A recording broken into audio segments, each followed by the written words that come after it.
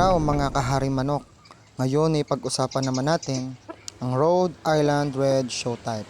Sa ganda at laki ng manok na ito ay talagang napakarami na gustong mag-alaga ng Rhode Island Red Showtype. Nag-umpisa kami na mag-alaga ng trio, 2 hen at 1 rooster sa halagang 10,000.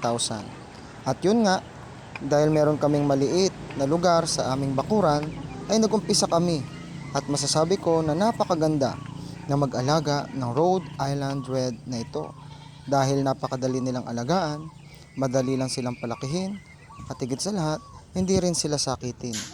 Gustong gusto rin nila na sila ay nagre-range sa inyong bakuran, kaya kung meron kayong bakuran ay pwede ito sa mga manok na i-consider nyo na inyong aalagaan. Dahil sa bukod sa magandang itsura nito at masarap sa mata, sila rin ay maamo at friendly sa mga bata. Kaya napakaganda na mag-alaga ng Rhode Island Red dahil bukod sa ito ay hinahanap sa market, ay madali lang din silang paramihin at sila ay masisipag mangitlog at ang karne nito ay masasabi natin na napakasarap at napakalaki. Kaya naman kung ikaw ay chicken lover, pwede mong i-consider ang pag-aalaga ng Rhode Island Red.